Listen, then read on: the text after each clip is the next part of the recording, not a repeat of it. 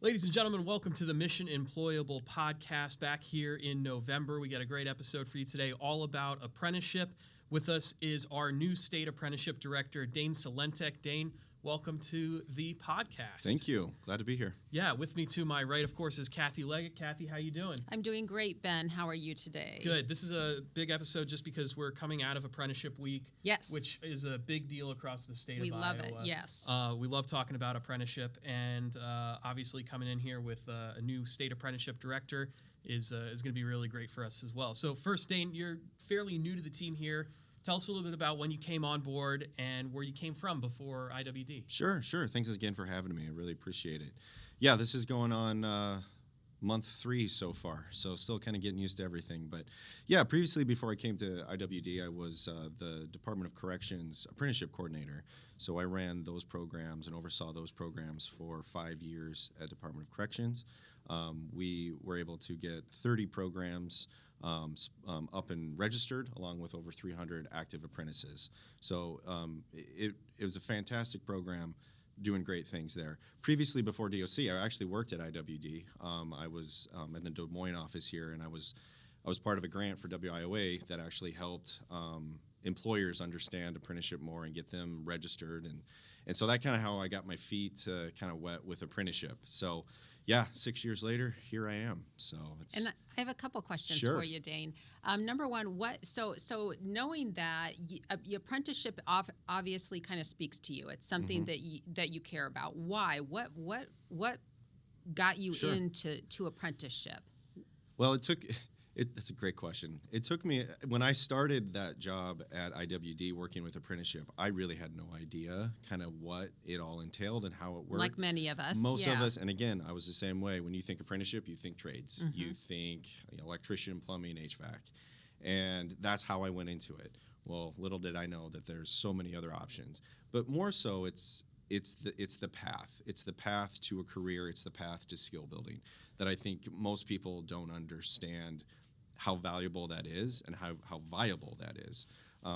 Especially once I got to the corrections, working with that population, there's so many barriers to that group that it's like, how can we get them, to be successful once they reenter and then get a career? And apprenticeship is a perfect path. It's perfect for corrections because it provides that earn and learn. It provides those skills so that they can be taught while they're incarcerated, and they can take that with them. Skills are, those are things that they learn and they stay with them for the rest of their life. So that's where, once I saw the impact that it had on that population and really how this can be translated, not just with individuals that have barriers or whatever it may be, but to anybody, that's where I'm like, this is a path. This is a ticket that we need to start, shouting from the rooftops that this is possible. You can do this, and these lead to great jobs. That's awesome. I want to just highlight something that you just said because I really think it's good. You said it's valuable and viable, and I love that because I think that speaks well to registered apprenticeship, and also that it is that way for that if you have some barriers to getting to your career goal, in the traditional sense, this might be a way for you to get it. And again, that's why we love it so much. So second question I have, Dane, is Dane short for something? Just Dane. And is it a family name? It isn't. Or is it? Nope. It's an unusual name, Yeah. and I like it. I was just really curious. Nope. Okay, so not because you're Danish. Nope, nothing like that. I will say I did have 2 Great Danes. Oh, I have a Great Dane too. And I now currently we have a Dane and Doodle. Oh. So yes, we. Oh my gosh. So that's always a bit ironic so and cool. fun. That you're Dane with the Great Danes. Danes. Well, So thanks for sharing that. Okay, awesome.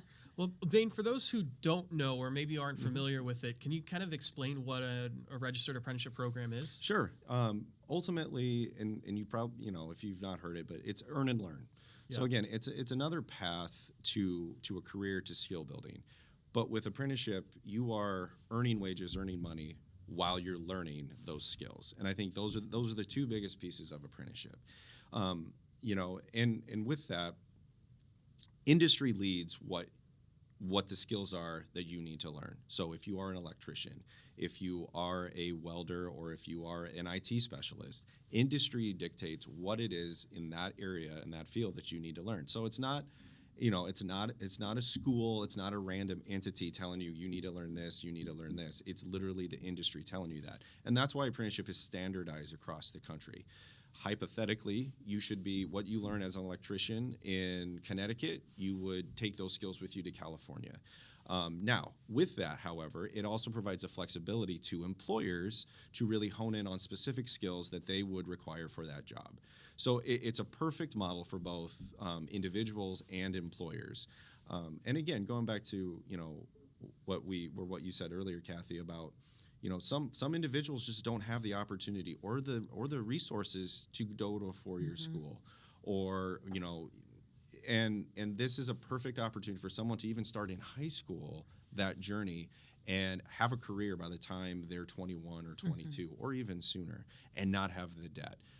I went to school, got a 4-year degree. I have 2 masters. Trust me. I did the whole thing, and it was great for me. Yes. But I think now, and this was another thing I've really realized, this apprenticeship is not an alternative route. It is a route to employment, to a successful career. Yes. It's just different than going the quote-unquote traditional route of post-secondary. Yeah.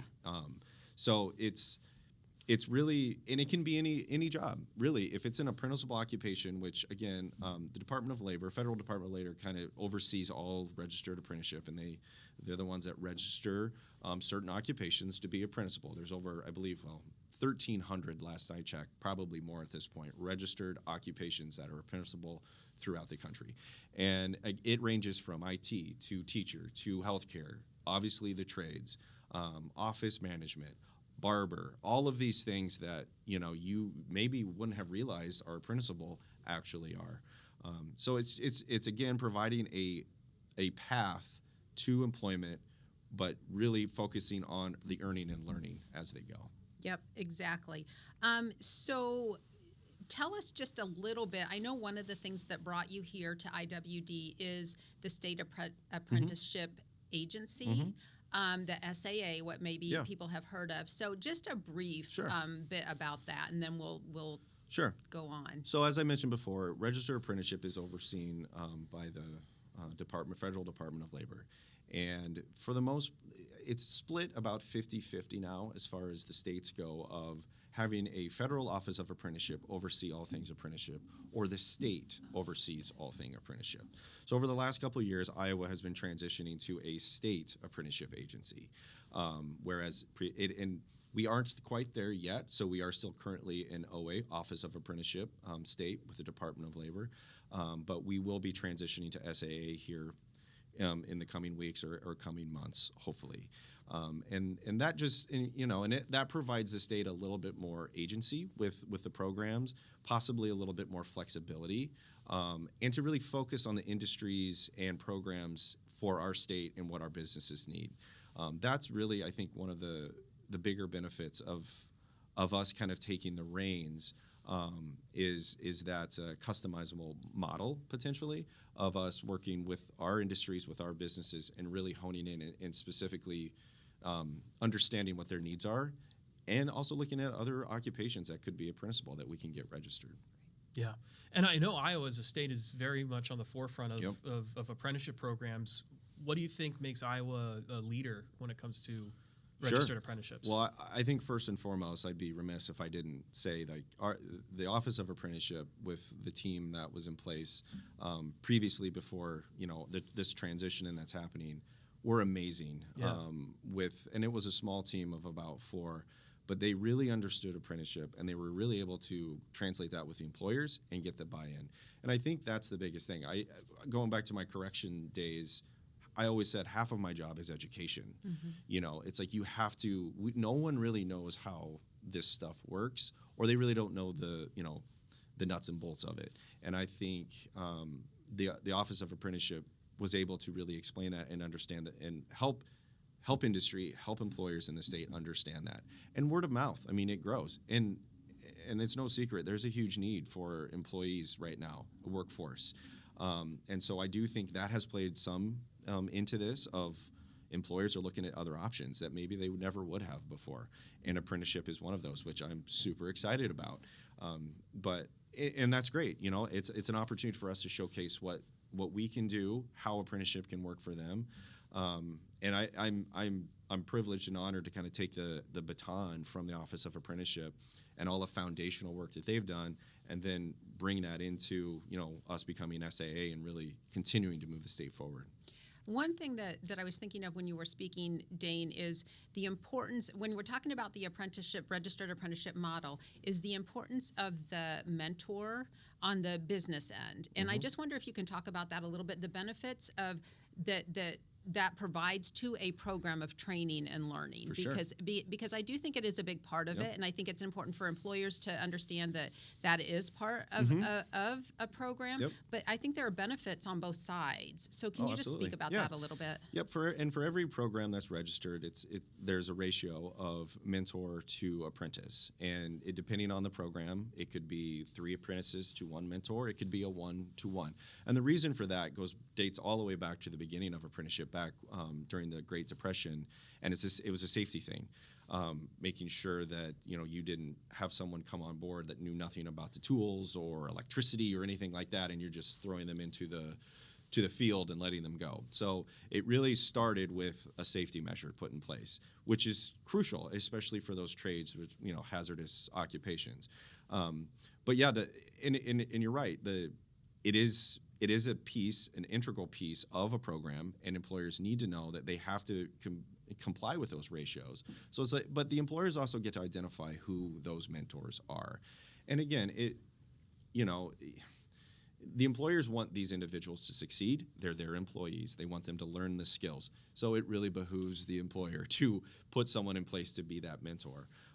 But it also, again, provides firsthand knowledge to that apprentice of what the skills are, tricks of the trade, if you will, those really kind of specific things that you wouldn't learn in a classroom or in a book. It's kind of like formalizing what's probably already happening to some extent, the passing on of that knowledge and the experience they've gained. And one thing that I just always think is important to share for employers and others to think about on that is that, if you have an aging workforce and you worry about what's going to happen with the knowledge that walks out the door when these folks retire, I think registered apprenticeship is a great way to upskill current employees who have that potential as well and pass on that knowledge. So I think it's a big important part of it. That's the whole, meat and potatoes of apprenticeship is passing those skills on to that next person to continue that trade, to continue that skill set moving forward. That's the whole point. Yeah, and it's such an advantage for an employer because you're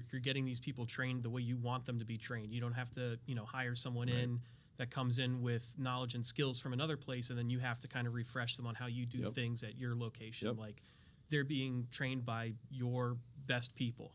And the other, to flip it around, the other kind of beauty part of it is you don't have to know anything in that field to be an apprentice. That's the whole point, right?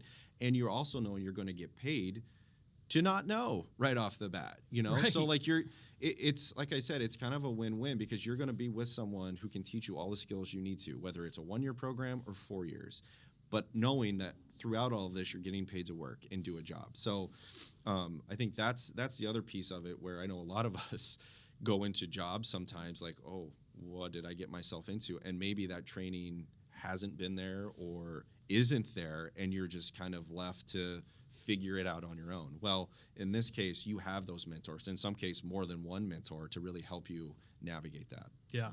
And so this episode's going to be airing right around the time we're getting out of National Apprenticeship Week. Why do you think it's important that we have a National Apprenticeship Week and kind of like recognize this career path in the same way that we do other career fields like Nursing Week or things like that? 100%. And I think it goes back to kind of what it's education. It's really just letting the public know, let industry know, let employers know who just might not quite, what's out there, what am I missing? Understand like this is an option. And the beauty about National Apprenticeship Week is showcasing the successes, showcasing the events that go on, not just during that week, but literally every month, every day. And our office, we're a big piece of that to help navigate some of these events, help provide these opportunities, help connect and bridge those gaps between high schools and employers, between community colleges, whatever it may be, to bring that all together. Because all of those are pieces with apprenticeship.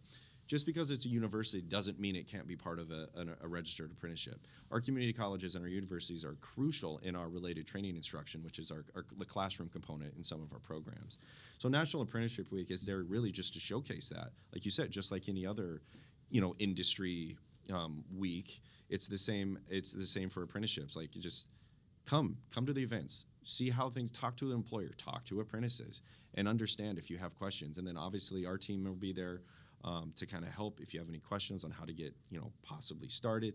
I think that's one of the biggest hurdles for employers, at least in my experience, is I don't even know where to start. Who do I call? Who do I talk to? Right. And as I mentioned before, Iowa is still an office of apprenticeship, so they're overseen still by the Department of Labor. But our office, our workforce development, can help you connect with them or even provide you different options of, what programs or apprenticeship, that you could register, if it's even a good, model for you right now. So there's just a lot of questions, and I know employers are, it's just not something that's on their radar for a lot of them, but I think we're slowly but surely really getting the word out and getting the understanding out. And that's one of my goals as the new state director, is to really make apprenticeship just kind of a household name. Like, you're going to go to college, you're going to go apprenticeship. Like, those are two equal paths. Absolutely. Like kind of what the process is with going to school and to a college. What the process is with starting an apprenticeship. Right. If we can get to that point, we're going to be moving. That would be fantastic. Speaking of National Apprenticeship Week, and if this has piqued your interest, anybody listening, just to learn a little bit more, Ben, I'm assuming or thinking that we'll have some of the showcasing of National Apprenticeship Week on our website or via social media or something. Would that be right? Yeah. We have some. We're going to have some information about National Apprenticeship Week and some events that are going on our Facebook page. You could go to Mission Employable on Facebook, as well as Iowa Workforce Development, where we're going to be pushing out some of the information about some events. Little bit of housekeeping. This week, National Apprenticeship Week, falls on my vacation, so I won't be out. That's right. Shooting any video myself. Of course, you had to remind us. I know. Yeah, another vacation, Ben. I'm just kidding. No, we have. I'll send you some choppy iPhone footage. Yeah, that perfect. You can put on there. Perfect. How about that? But no, if you also go to Iowa Workforce Development's YouTube page, we've got several videos that we've done all about apprenticeship and past apprenticeship weeks as well, that you can check out to get a look at what it's like, because a lot of these programs are so viable, and you talk to the people that are in them and they're just like, man, this is such an awesome decision for me to get into. I haven't talked to a single person who's said, maybe I should have gone to college. That's kind of how I am. I mean, I can talk about this all day till I'm blue in the face, but until you hear a specific example from an apprentice or even an employer where it's really changed the game for them, that's when it's going to actually click. Yeah. So, have you seen any particular really quickly growing fields of apprenticeship?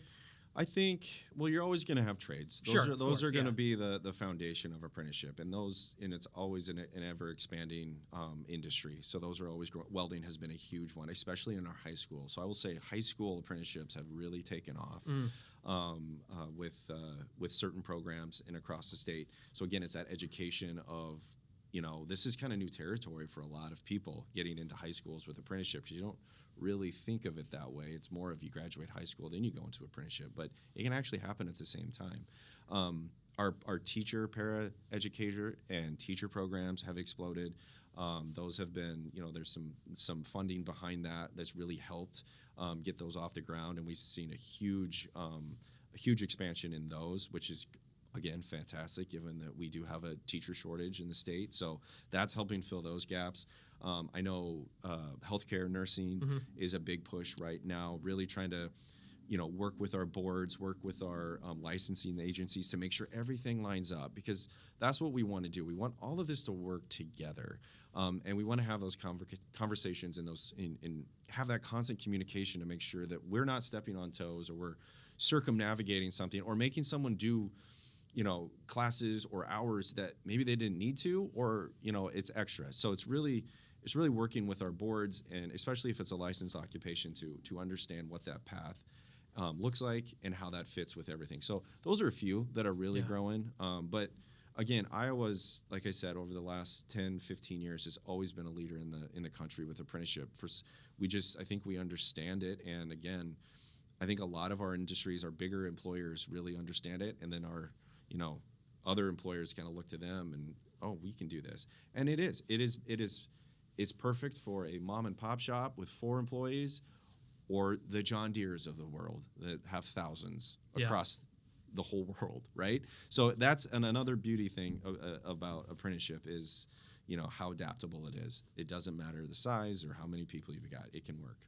That's awesome. And I think you kind of spoke a little bit to the just then about some of the misconceptions maybe that people hear or think about registered apprenticeship. Yeah, and the biggest one is that it's, an alternative, like it's second class or it's for individuals who didn't succeed out of school and didn't go to the 4-year school because if you're of a certain generation, which is most of us now. Which is mine. It was mine. I have to say. 4-year, go to school, go to college, and again, that's great for a lot of people. Yes. But for a lot of people, it isn't. Right. And these are great careers, great jobs, and I think it's really it's the educating and if your path leads you through a 4-year school, master's, doctorate, whatever, by all means, do it. You can do both. Even you can. That's exactly. It's not that one is taking over the other. It's just they're two paths viable, that get you to a point of same level where you want to be as a career or a job or whatever it may be. Well,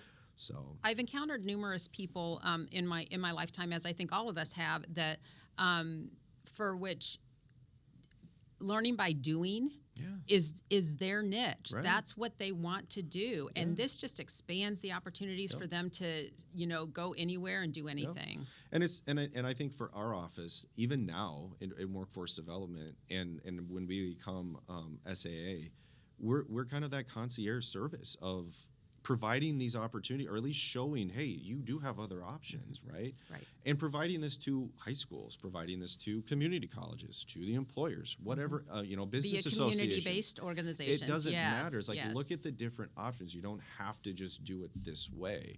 Combine them. Maybe that's the most efficient, best route, Do an apprenticeship, then get a 4-year degree if it requires it. There's obviously a need for that. It's just maybe for some individuals, that's not their journey yet. Correct. Or maybe that will never be their journey. Right. And the fact that there's these opportunities now that have been more than there ever has been when it comes to apprenticeships, it's again, educating, getting that out there. So yeah, and just to wrap it back up with Apprenticeship Week, I think that's a great way to celebrate those people that have gone this route and make them help legitimize it,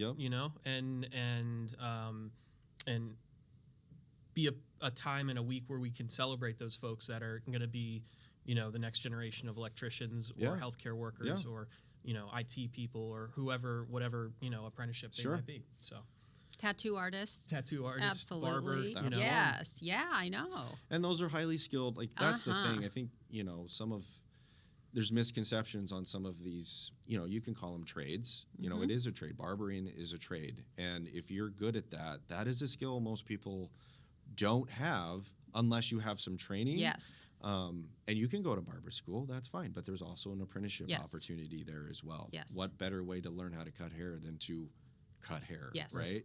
So it's again, like you said, the hands-on, and how many people, myself included, learn so much faster by just reading it and then doing it. And so, it's just it's another path that can get you to that end goal. Yeah. Well, Dane, thank you so much for coming by the podcast. Happy to have you here, and anytime. We'll be looking forward to hearing from you once we have the state agency. Be happy to do up. an update and introduce the team and kind of showcase what we have plans going forward. So, awesome. Thanks so much, Dane. Thank you.